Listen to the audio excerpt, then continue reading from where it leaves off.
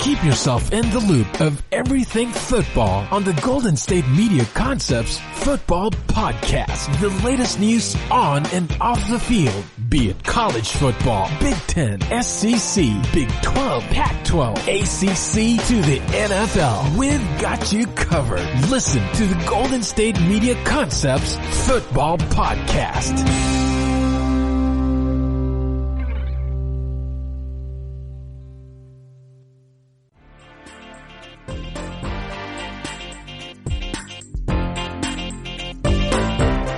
Welcome into the GSMC Football Podcast right here on the GSMC Podcast Network. I am your host, Brice Lewis. We never have another jam-packed show for you today. A show revolving around just to get more things happening, just stories happening around the league, players making certain comments, NFLPA still trying to work things out in the NFL when it comes to the new season. Obviously, I'm going to go ahead and give my thoughts on what a season will look like with COVID-19, since that is going to be what we're going to be facing, and what I think could possibly happen and what could potentially become the case. Obviously we're going to talk about players making decorations and just other, like I said, news around the league. Not too much in the pipeline, but we're going to obviously try our best. Still have another great show, as we always try to do here on the GSMC Football Podcast. And we just hope for the best. Thank you for tuning in and letting me into part of your day and listening to me talk about what the sport we love, football, both college and professional, and going from there. So, obviously, we're going to go ahead and jump right into the news. And the first story I want to get into is this. So, the Washington Redskins, or they're not going to be considered the Redskins anymore, but the football team in Washington, D.C., has now came on a temporary official name change. And guess what that name change is? Drum roll, please. The Washington Football Team. Yes, you heard it right here. They're just called the Washington Football Team. That is literally what they are literally just called a default name. The Washington Football Team. And you're sitting here and you're thinking to yourself, okay, so you had all these months, you didn't have all these months, but you had all these meetings in the last month and a half about a name. And you're telling me that's all you could come up with? Was the Washington Football Team? You couldn't even give them a mascot, a logo, or anything? It feels like Washington just went into Madden and said, create a new team and just said default. Give me everything default. But we're going to use some Redskin colors and everything. They're not going to have the Redskin. All they're going to have is just the Alabama-like helmets, and they'll have their same colors, I believe, but literally they're just going to be called the football team. Like, how do you talk about them on TV? You say the Cowboys, the Eagles, the Falcons, the Dolphins. What do you say? I mean, I guess you just have to keep saying Washington, because what you going to call them? The team, the Washington team. Like, I mean, what are you going to call them? I mean, they just made it harder for people to have to actually decide how to describe them. It's something that obviously a lot of people are just kind of, like, really? Is that the best you can do? I think that's what makes a lot of people disappointed more than anything. It's just like, man, y'all could have did a little bit better than that. Like, there had to be some creative juices in the room that could have at least said we could do. If you want to do something temporary, you could have came up with something as simple as can be. You could have came up with something. So why was that the name that you came up with? Literally.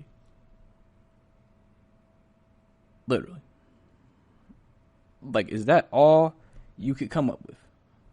Really? I mean, listen.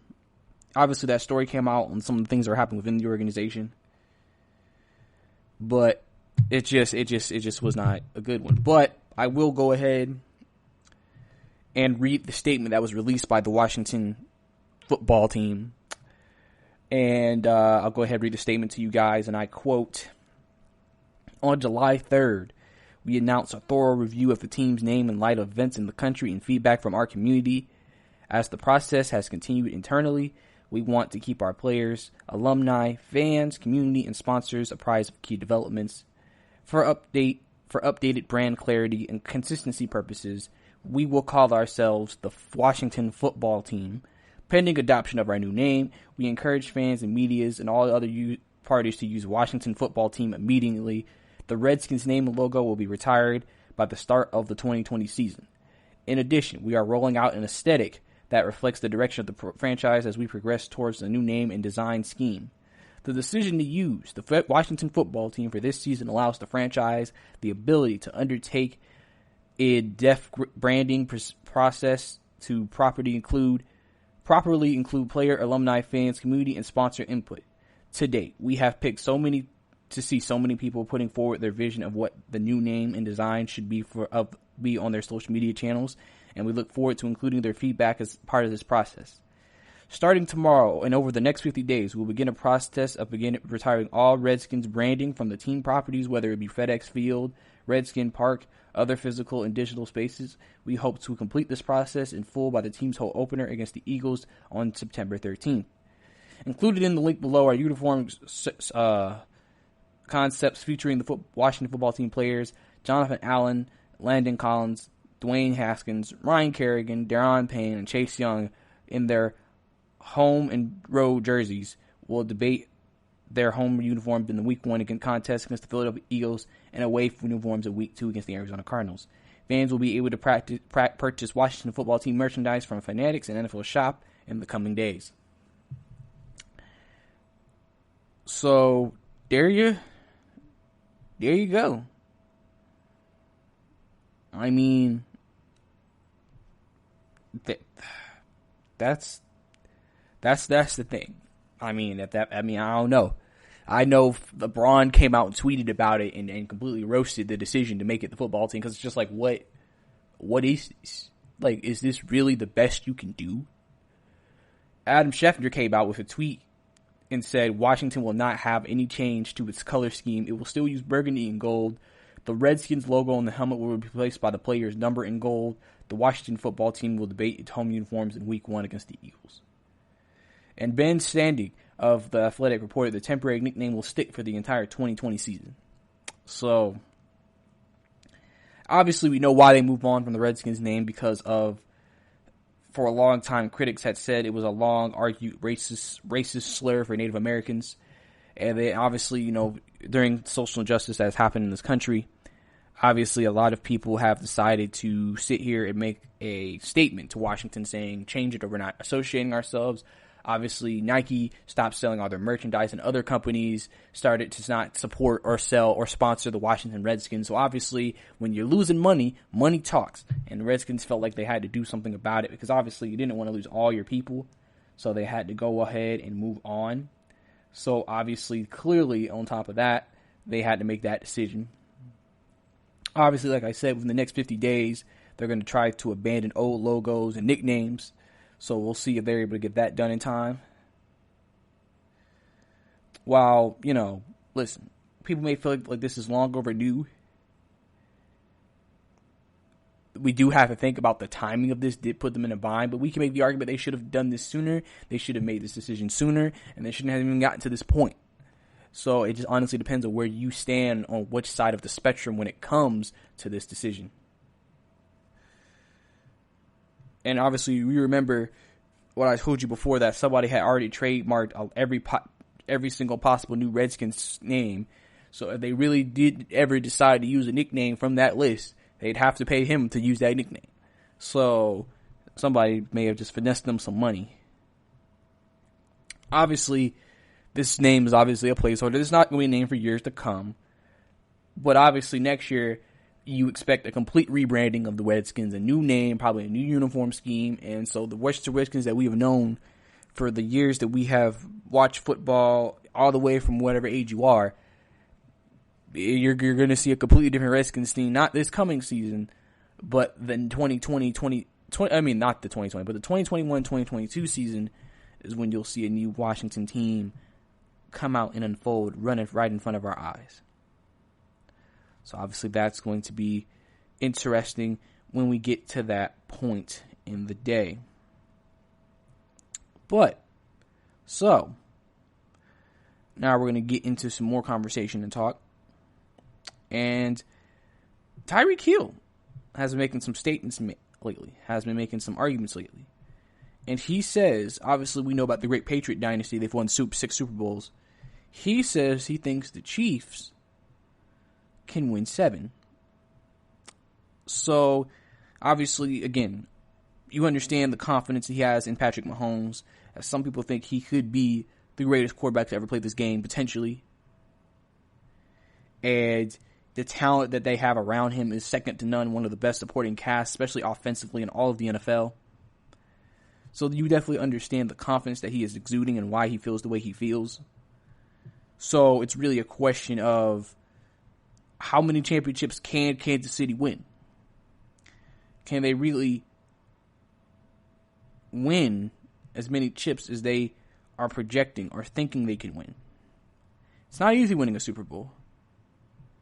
Everybody knows that. I mean, but like I said, you always could make an argument they could have been 2-time Super Bowl champs by now, and they would have already been 5 away, and they literally just started their dynasty 2 years ago. And then obviously, like I said, until proven otherwise, they will be considered the favorites next year in next year's season. So it's definitely possible for him and the Kansas City Chiefs to get another ring. Now 7, that's a huge number. Like that basically means probably, because you're not going to win every single one, at least unless somehow, Patrick Mahomes pulls off some Jordan-like stuff and goes undefeated in the Super Bowl multiple times. But, I mean, think about it. The Patriots were a dynasty for 20 years, and they only won 6 rings. So, first, do you think Patrick Mahomes is going to be here for 20 years? I mean, he signed 10. He's already played 2, so that's 12. He'll have to go into his 40s, clearly, to hit the 20. We don't know what's going to happen with Andy Reid. Remember, Bill Belichick's been there for the entire 20. Andy Reid's already up there anyway. So we don't know. Could he stay around for that long to potentially win 7? Can they keep the offense long? Because remember, 20 years, you had to do a lot of revamping of teams. That means Tyreek Hill won't be there when they win that 7th Super Bowl. More than likely. He won't maybe be there for the 5th. Depending on how it goes the next few years. So unless Tyreek thinks that they can sit here and then within the next 10 years win 7 rings, which would be unprecedented. I mean, and the 2020s is basically owned by the Kansas City Chiefs. That would be crazy if that actually happened. But like I said, with the confidence that they have and the talent that they possess currently, I can understand why there is such a confidence level that they have, because they feel like, we feel like we're close. We feel like we can reach that level. So all we got to do is do what we know we can do. And why wouldn't we be able to pull it off? Because they feel like we're just as good, if not as more talented than those Patriot teams and dynasties. Which in some situations you may be able to make an argument. Obviously they have a better supporting cast probably than the Patriots have ever had in terms of offense for sure. So I mean there's a lot here that you can work with. And you just gotta, I guess you just gotta see how it goes and how it all works out in the grand scheme of things. So we'll see how many championships Patrick Mahomes and the Kansas City Chiefs can actually win during their time together as this dynasty, as they believe they can be one of the greatest to ever play the game. But we'll have to see. 7 is a very high number, and if they did hit that, they may have to go down, and they may put Kansas City clearly in greatest franchise ever conversation. But that's all we have here for this segment. Coming up next, the NFLPA wants to spread the financial hit that's going to take toll in the league instead of trying to do it all in one season. The Jets owner is involved in a case where he is accused of using sexist and racist comments. And also, the Vikings go ahead and extend their head coach Mike Zimmer and other football news right here on the GSMC Football Podcast. Are you looking for help for your fantasy football team? Check out the GSMC Fantasy Football Podcast. Get today's best advice on who to start, who to sit, even who you should draft. From sleeper picks to red hot lineups, they got it all covered for you. That's gsmcpodcast.com/fantasy-football-podcast. We'll cover traditional leagues, dynasty, PPR, even IDP leagues. When you need fantasy help, there's just one show to hit up. Don't forget to like them on Facebook and follow them on Twitter. Visit gsmcpodcast.com for more info.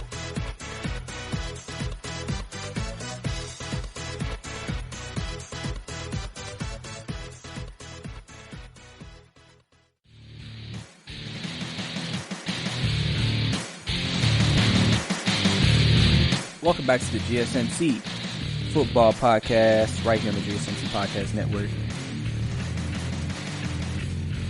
And obviously, we talked about basically just the whole Washington football team name that has came into effect. That is the new name of the Washington team, I guess. Listen, it's going to be a little weird to say because you're just not used to hearing it like that. Oh, Washington football team. Like, it's going to take some time to get used to. Definitely is going to take some time to get used to. But that's the name. And that's the name we're going to have to go with for at least 1 year. And we also talked about Tyreek Hill saying the Kansas City Chiefs can win 7 Super Bowls, beating out the dynasty-leading Patriots with 6. Obviously, it took 20 years to win 6. So, I don't know. Maybe Tyreek thinks they can win 7 and 10. I don't know. That would be unprecedented. And obviously would shoot them up into in terms of the greatest franchises ever. And so, obviously, that would make us then talk about not even just the Green Bay Packers or the Dallas Cowboys or the Pittsburgh Steelers as greatest franchises ever in New England. You would have to put Kansas City in the discussion if they were actually able to pull something such as that off.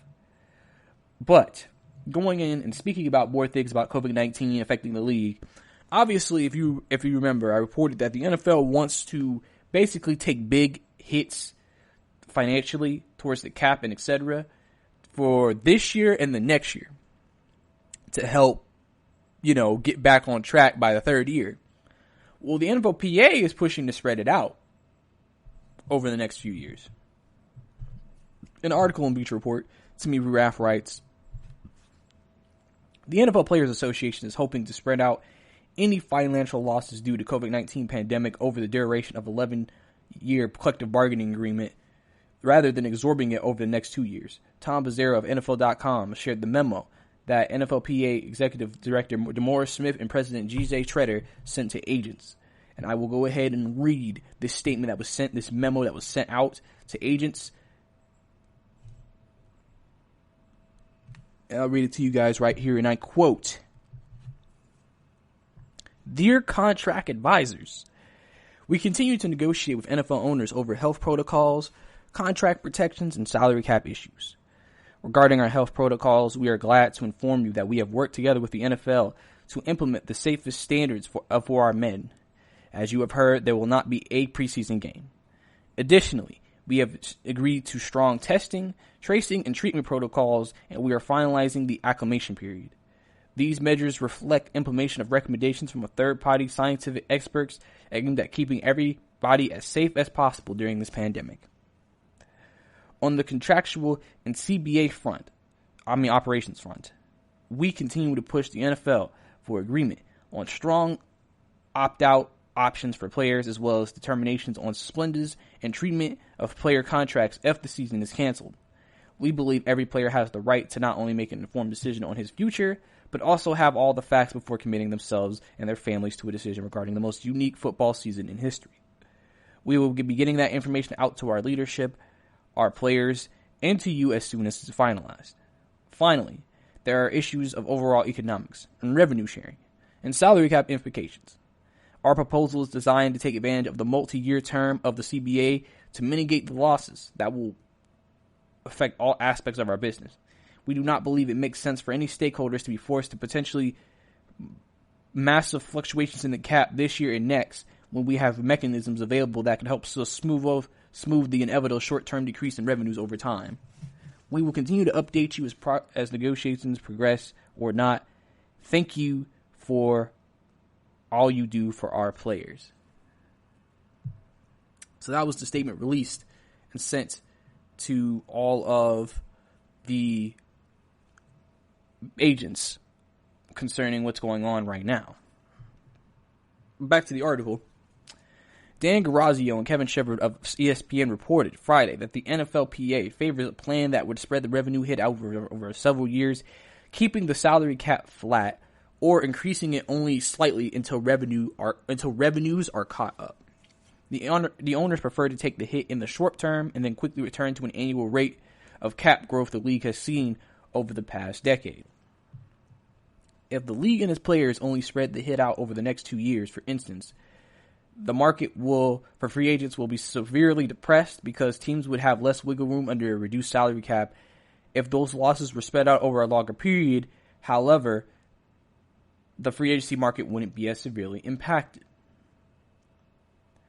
The NFL is facing serious economic losses if games are played without fans in attendance, a growing possibility given the resurgence of coronavirus in the United States. A number of teams and cities are already discussing that possibility, including the Philadelphia Eagles, Los Angeles Rams, Eagles, Jets, and Giants will not have fans in attendance for home games. And I'm going to go ahead and read this joint statement to you that the New York Giants released on their Twitter, but it's for the Jets and Giants since they obviously play in the same arena about that not having fans allowed at their games. And I quote, "Today, Governor Murphy announced due to the ongoing public health crisis, an executive order limiting outdoor public gatherings will apply to events at MetLife until further notice. This decision was reached after careful consideration of the current state of COVID-19 crisis in discussions with Giants and the Jets and in consideration of the health and safety of our fans and players and staff, which will continue to be the primary focus for our teams. We support Governor Murphy's decision in the public health interest and safety until circumstances change. Both the Giants and Jets will play our games without any benefit of fans in attendance all day. We would prefer to have fans at MetLife Stadium for our games. We will continue to work with Governor Murphy's office and will provide updates if necessary. Additionally, out of abundance of caution, each team's 2020 training camps and practices will not be open to the public. We urge our fans to continue to take all the necessary precautions recommended by health officials to stay safe, and we look forward to seeing you at MetLife Stadium as soon as possible. Thank you for your continued patience and understanding during these unprecedented times, and we will continue to provide information as it comes available." So obviously, that's just one of the statements that were released.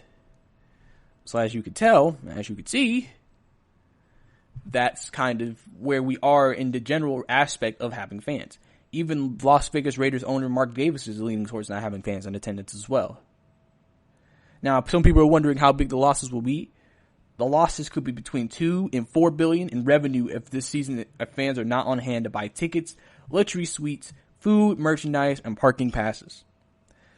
Also, the league generates about three quarters of its $15 million in annual revenue from sales of national broadcast rights, sponsorships, and merchandise, meaning it should take less of an overall hit than other leagues without fans in attendance. But a revenue loss is coming regardless. How that is absorbed remains to be a point of negotiation between NFLPA and its league's owners. So obviously you can tell this is something that's going to be, again, lingering. It's going to be around, and you're just trying to figure out, the league is trying to figure out, and the NFLPA is trying to figure out, how do we best handle these situations? Now, we can sit here and get on them and say they should have tried to get into this sooner. They tried to figure this out sooner. They should have tried to, get this situation handled even sooner. But, like I said, the NFL was trying to keep everything as normal as possible, as they say, because they didn't want to change too much up from their original planning. And obviously we could sit here and say, okay, that maybe wasn't a great decision. They should have maybe took more of an initiative to try to change things. But at the end of the day, I mean, this is the decision they went with, and we just got to go with this decision. So, we'll see how it goes. We'll see how everything works out. And we'll see if everything goes well. Like I said, there's going to be obviously more news, more updates on it, trying to get all the protocols in place to better make sure that you're keeping the players safe, because that obviously should be the number one priority of both the NFLPA, which clearly is, and the NFL as well. That's why I say NFL has to have good, graceful negotiations. If they start to come out about kind of being resistful and kind of not allowing stuff to happen and stuff like that, it kind of becomes like, okay, so are y'all kind of saying y'all don't want to protect your players or what? That's why I said the NFL really wants to help his image in this situation. They really need to make sure they do everything they can to protect the players, so that way people won't question if they really would want to or really could and can protect the players at the same time. So obviously that's going to be the big thing moving forward. We're going into our next story. Jets owner Woody Johnson investigated for alleged sexist and racist comments. Obviously, Woody Johnson is the owner of the Jets and is also an ambassador to the UK Prime Minister. Well, I mean, he serves as President Trump's ambassador to the United Kingdom, but he works with him. So, and I quote in this article from Mike Curry, New York Jets owner Woody Johnson, who has also served as Donald Trump's ambassador to the United Kingdom, was investigated by the State Department for allegedly making racist and sexist comments.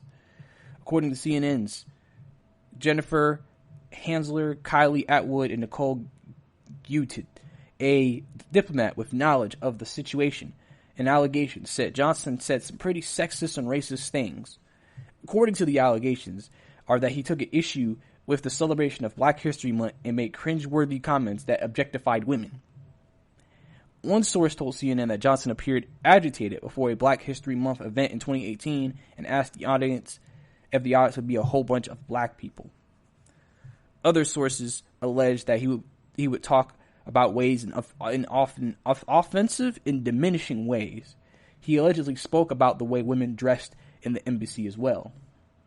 On one occasion, Johnson is said to have taken issue with an International Women's Day gathering and asked why he had to partake in a feminist event. Johnson took to Twitter on it Wednesday to the allegations. In a quote from his Twitter, he said, "I have followed the ethical rules and requirements of my office at all times. These false claims or insensitive remarks about race and gender are totally inconsistent with my long-standing record of values."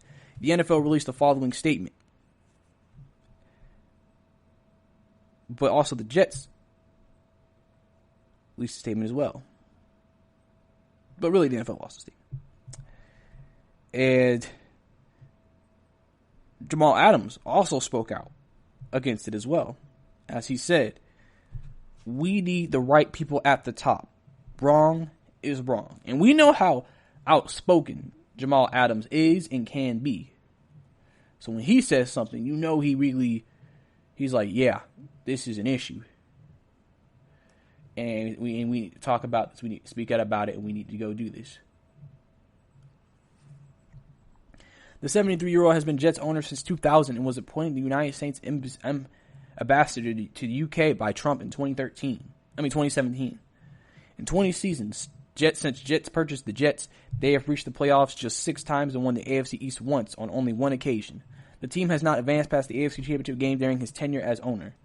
The Jets have missed the playoffs each of the last 9 seasons and are coming off their 4th consecutive losing season after going 7-9 in 2019. The Jets administration has publicly not commented on the allegations levied against Johnson. State Department called him a valuable member of the team and added, "We stand by Ambassador Johnson and look forward to continuing and ensuring our special relationship with the UK is so strong." So there you go. So obviously he's in big trouble. Obviously, again, listen, all I'm saying is the Jets don't like the head coach, and clearly are not going to be in support of the owner.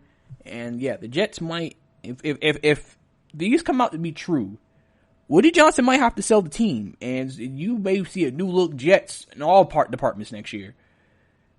And I'm sure, trust me, if Jamal Adams is still on the team, he will probably be one of the few players pushing that change at the end of the day. But that's all the time we have for this segment. Coming up next, we're going to get into what will the NFL season on the field turn out to be like, and all the things that make the NFL season what it is. What is it going to be like under COVID-19? And I'm also going to get into the Mike Zimmer contract extension as well. So stay tuned.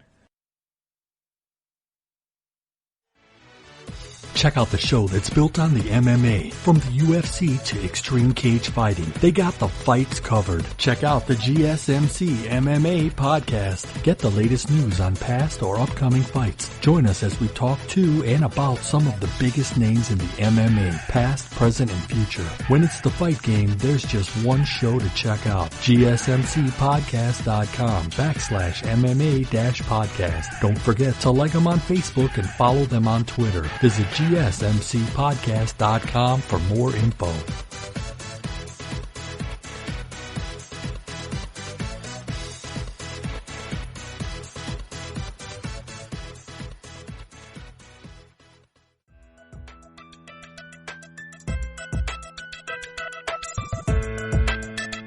Welcome back to the GSMC Football Podcast, right here on the GSMC Podcast Network.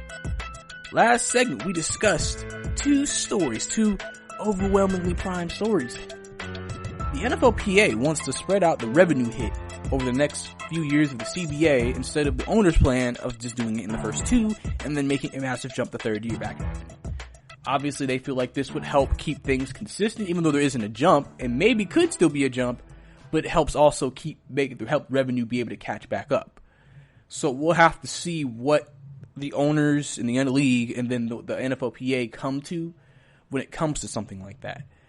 Because, obviously if they go with the owner's plan, well, you won't really have any money to spend in free agency. And so players who enter free agency the next 2 years are going to be very disappointed when they can't get the money they want because there's no money to actually be given out. And obviously, so you can understand from the NFLPA's perspective, well, we don't want our players not to get paid. So you know what we're going to do? We're going to make sure we can limit the hit, and that way they still have the ability in some way of still getting paid the money that they feel like they rightfully deserve or should get. Also, we talked about the Jets owner, Woody Johnson, UK ambassador under Donald Trump, under fire for his racist and sexist comments they said he's made over the years. Obviously, this is a big situation because obviously if these are proven to be actually true and these allegations are proven to be accurate, then this could force the league or potentially Woody Johnson to sell the team. You don't know how players will respond to him. It's one thing if, it feels like a situation where listen, people think Daniel Snyder might have to sell the team. Woody Johnson could also maybe be thrown into the argument he may have to sell the team as well because of everything that's going on right now, especially in the environment in the world we're living in now. Things like this, it's really literally impossible to have things like this slide. So we're going to have to see how it all ends up and how it all turns out. But also, we're going to get right into our stories. And we're going to get into some news before I get into the main discussion of the topic of the segment. And basically, head coach Mike Zimmer of the Minnesota Vikings gets a new multi-year extension. Obviously, this was a extension that was expected because of the success that he has had with Minnesota, leading them to winning seasons and playoff appearances. Obviously, listen, Mike Zimmer has been probably one of the more consistent coaches in the league. Always has probably one of the better rosters in all of the league, NFL. Always in potential to make the playoffs, win a division, competing for a championship, or a division championship every year. Obviously, the one thing you can always say may have held Minnesota back with some of the talent they've had, because they've had extremely talented rosters. Some people would consider Super Bowl rosters, is the quarterback position. Obviously, during this tenure, he's done it with not what you would say, oh my God, quarterbacks. He's done it with guys like Case Keenum. Remember, he made it to the NFC Championship game with Case Keenum. He's gone to the divisional playoff round with Kirk Cousins. I mean, he's always had that. Obviously, listen, sometimes you just don't have that great luck of maybe finding that guy.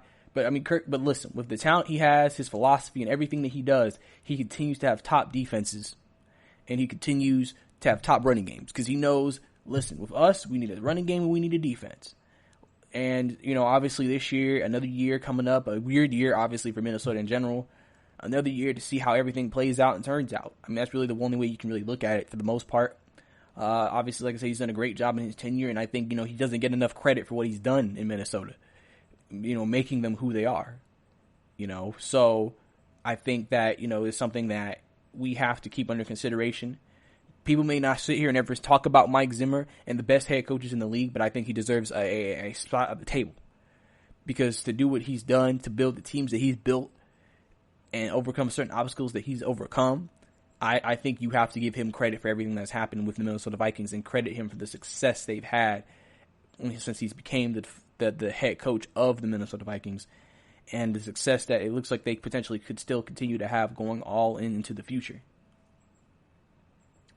So that also is something that's going to be important and interesting to see throughout. So now we're going to get into our main discussion of this segment.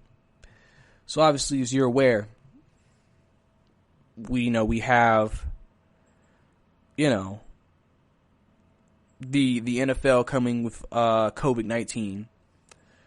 It's obviously going to change the way things are. And it's going to change, what we decide to do in general as people. And what the move moving forward will potentially be. And so I'm going to talk about how I think the season and how I think, just everything, how it's going to look under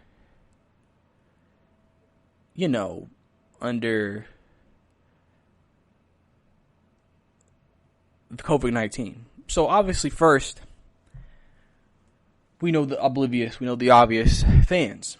Now, some teams will try to have fans. Some teams have already said they won't have fans. Because, again, the NFL has given the power to the teams on if they want to have fans in their respective stadiums or not.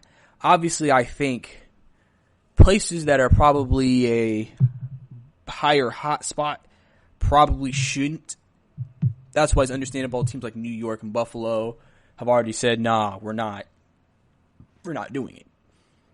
I know the Miami Dolphins, I remember months before even all this even happened, they were already discussing a plan about having maybe the stadium filled up to 25% capacity and having, social distancing in between seats and everything. I mean, the NFL, like I'll talk about more in the next segment, has already passed a memo that fans are required to wear masks at games. So clearly, it's still kind of, we're still figuring it out, but we kind of have an idea of what they're trying to do and what they would like to do. And so that's one thing.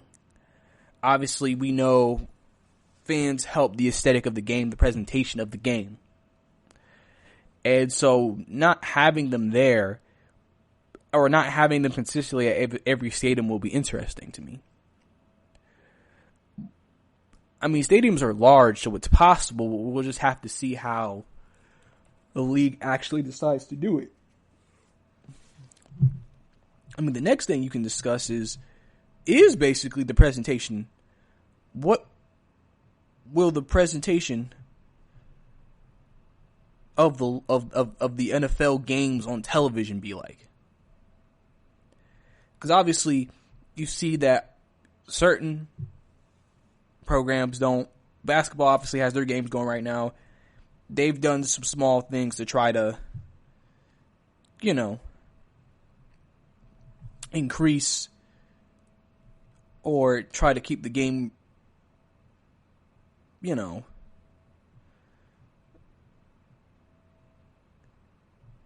I guess, I don't want to say not attractive necessarily, but just still very presentatable. Because obviously that's the biggest thing. You want to make the place as presentatable as, interesting to watch. Because, I mean, it is an interesting dilemma watching a game and then not really hearing the crowd, not really hearing, the fans really get you roaring, get you fired up, get you happy, get you, you know what I'm saying?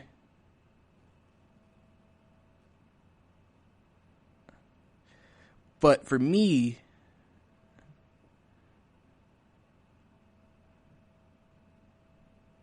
I think that is what makes the game, you feel the intensity more, you feel the moment more.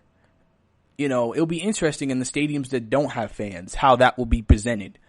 I mean, listen, I'm sure they'll even think about having pipe noise, maybe recorded chants they'll play throughout the stadium. That potentially is an idea they could probably go with to try to make the game sound as close to the regular as they can. Because everything, see, the thing is that about this COVID-19 pandemic with every sports league, is some sports leagues are trying more than others to try to make it feel as authentic and as regular as it has always been, so it doesn't feel like you're really watching a truly different product.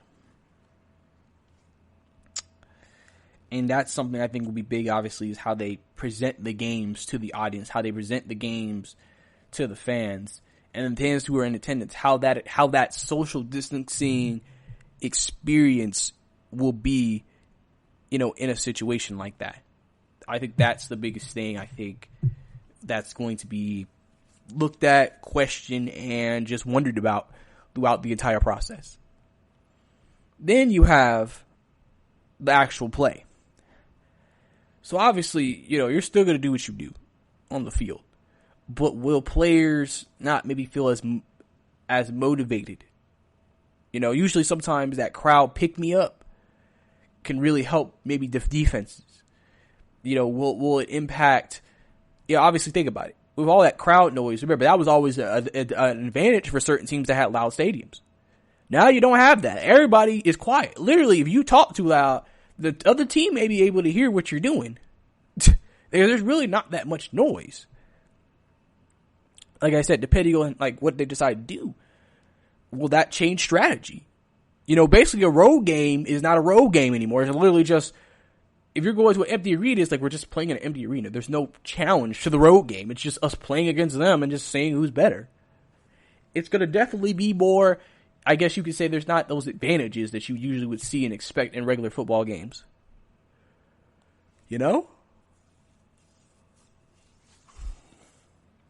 It's definitely something that will change how things go. It will change how things turn out. Really it should. But I think the play on the field will still be the same, though.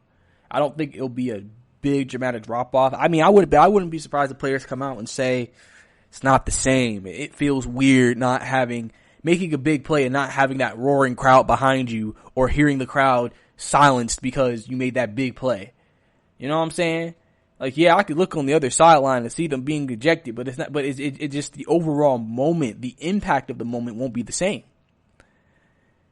And I think that's what you look for, is the impact of the moment being the same, feeling the same, because dang, this is some pretty crazy stuff that's going on. What we're trying to do here. Obviously, all the protocols and everything they put into place following that. Obviously, I feel like more of the pregame, more of the week leading up, the preparation, the practices will be more different more than anything, because you're having to do all these things. Plus, you have to always be ready for the unexpected. You have to be ready for the unexpected, that maybe your star quarterback gets COVID-19, now he can't play, or your star running back. Because, I feel like it's inevitable during a 17-week season, you're going to get a star player get COVID-19, and then you're going to be out for a couple of games, and we'll see how a team responds to that. It would be crazy if you heard a guy like Patrick Mahomes, Russell Wilson, Aaron Rodgers, Tom Brady, Christian McCaffrey, Mike Evans, Julio Jones, guys like that test positive for COVID-19. What if you're in a crucial playoff run and then your star quarterback gets COVID-19? It's dang. Because COVID-19 is so unpredictable. It's things could go off the rails quickly, potentially. It's definitely something that's, to me, very interesting, and something we definitely have to keep an eye on going on into the future. But that's all the time we have here for this segment. Coming up next, we're going to get into some more basketball news and talk discussion points.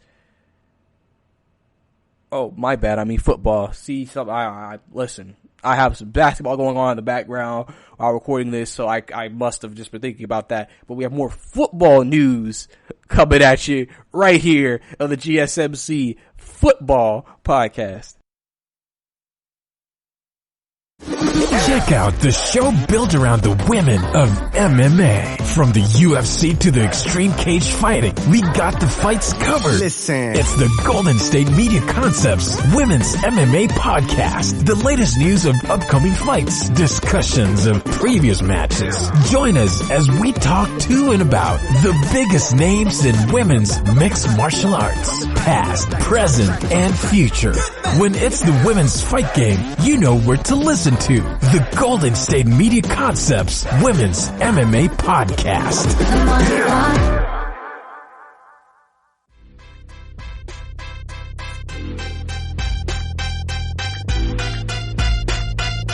Welcome back to the GSMC Football Podcast.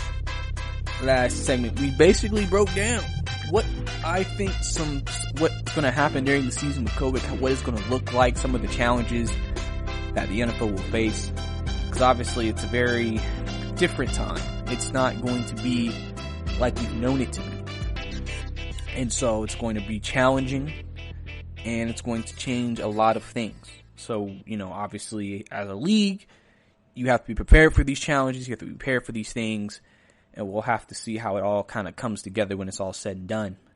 We also discussed the fact that Mike Zimmer, Minnesota Vikings head coach, has gotten an extension, multi-year extension from the Minnesota Vikings. Obviously, I've said Mike Zimmer is not talked about as one of the best coaches in the league, but he consistently puts a good product on a year. We can sit here and say the quarterback situation has not always been ideal, but he did make it to an NFC Championship game with Case Keenum in the divisional round and beat the New Orleans Saints with Kirk Cousins.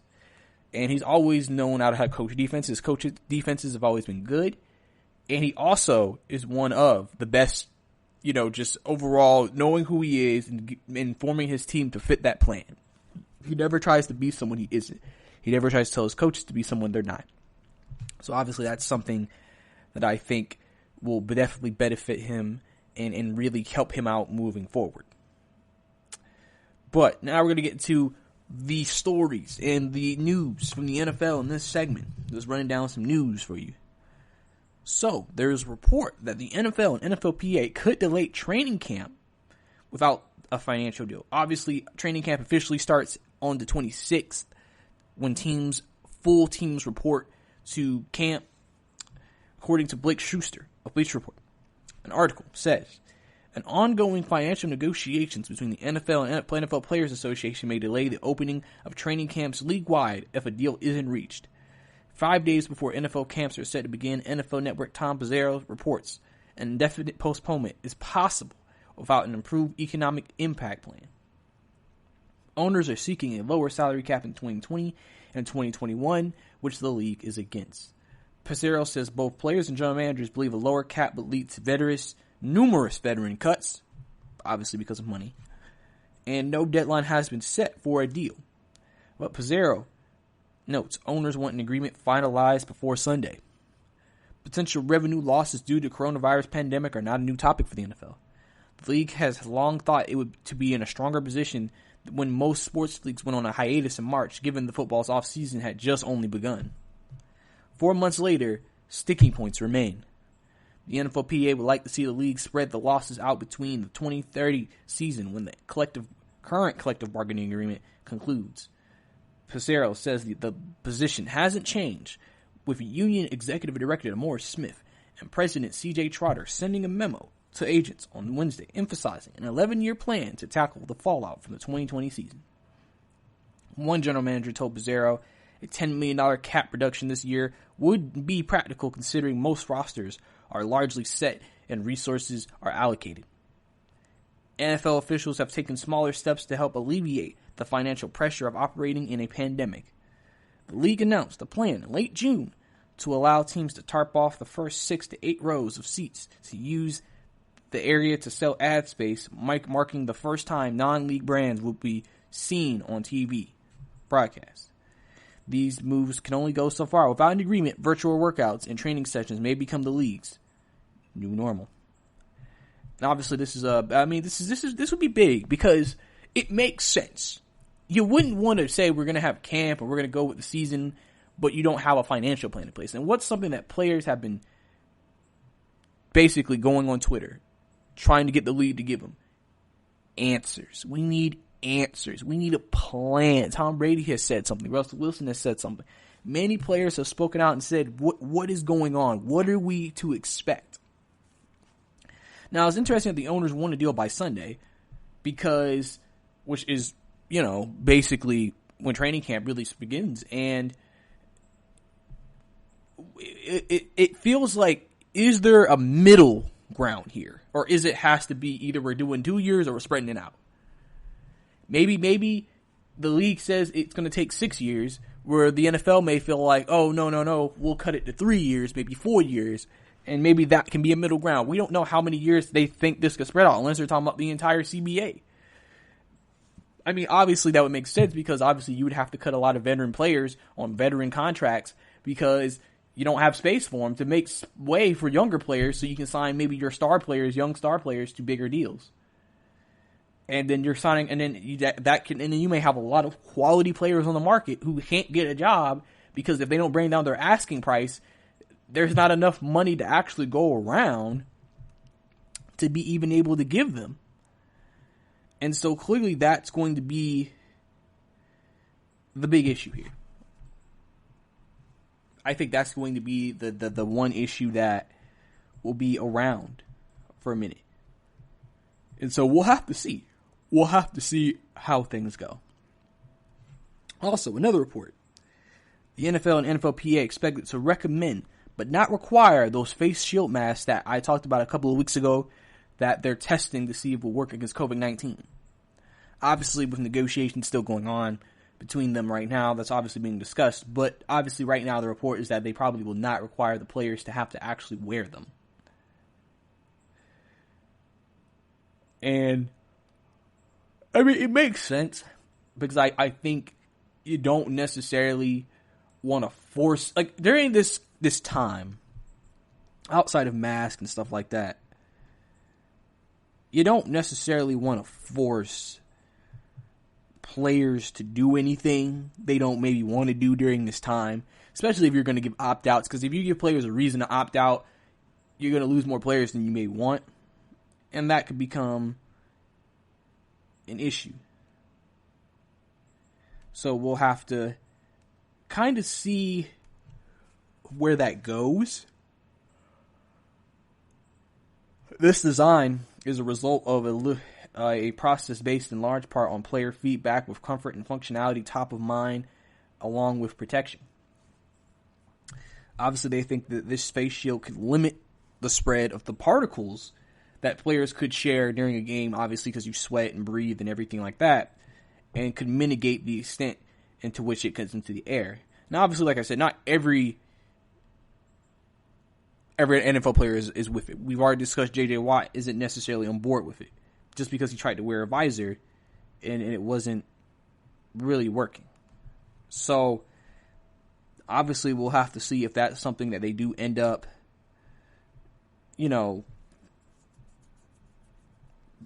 implementing. Obviously, I think just making it recommended but not required probably is the best thing. And you can just let players make decisions they want to make when it gets down to it. Because like I said, you don't want to force anything. You don't want to force anything. That is definitely something you don't want to do. Also, in other news around the league, we have to look at this. So, as you know, Josh Gordon was suspended by the league indefinitely again. Obviously, he has applied for reinstatement. And so, John Clayton of ESPN 710 reported that the Seahawks plan to pursue Gordon and are interested in bringing him back if the league reinstates him. Obviously, he spent over a month with Seattle after being waived by the New England Patriots during this past previous season. And obviously, we know about his history.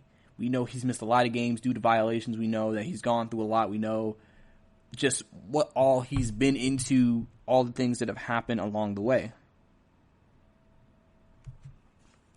So, obviously, it was interesting to know that Seattle would want to bring him back, probably for wide receiver depth and for that veteran leadership. Plus, maybe they really feel like when he was there, he could really be a part of what they want to do, and they just still want the ability to be able to work with him and try to be what they think they can be with him on their team with those receivers and then the receiving wide receiving room. So obviously, if he does get reinstated, they may be the only team that may want to bring him back. So that's also something we have to take under consideration as well.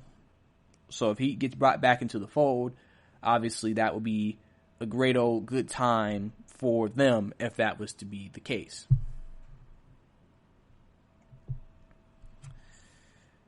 Obviously, people say one of the reasons why, and his attorneys said one of the reasons why he had a relapse was just because of the death of his brother. And so we'll have to see. But that was that story. So obviously if Seattle does get him, it'll be interesting to kind of see what ends up happening. But also, another story. The NFL announces fans will be required to wear masks in games amid pandemic. Fans attending NFL games will be required to wear masks. So, literally, it's probably like this. You don't wear a mask, you're not getting into the game. So that's obviously the big thing here. The Athletic's Daniel Copeland reported July 1st that Kathleen Lanier, the NFL Senior Vice President of Security, was part of a group working on recommendations to limit the spread of coronavirus. Mandatory masks were referenced as a possibility, and obviously, as you can see, they've made it a real thing. The Centers of Disease Control and Prevention found the uses of cloth masks could help slow the spread of the pandemic. Many will argue that letting fans in the stadiums, even with a mask and social guidelines would be a mistake, as obviously the number of COVID-19 cases have climbed to start the summer. The NBA, WNBA, MLS, and NWSL all moved their operations to a neutral site in order to stage games without fans. Baseball, meanwhile, will hold a 60-game regular season while prohibiting fans from individual ballparks. NFL has yet to take a similar step, and obviously, we know, like I've told you earlier before, they're going to allow teams to dictate however they want to run it, and however they want to, go about having their games, doing particular things. So, I think it'll be interesting. I think if they do this, it'll be interesting to see how fans respond to it and how many fans actually come out to games if that happens. And our last story before we get out of here, the Atlanta Falcons plan to have 10K to 20 fans at home games amid pandemic. The Atlanta Falcons announced Wednesday the seating capacity for Mercedes-Benz Stadium for the 2020 season will be reduced between 10 and 20,000 fans to provide space for social distancing. The stadium typically holds up to 71,000 people. The NFL has mandated that attending fans must wear masks. So now they're having 10,000 to 20,000 masked fans.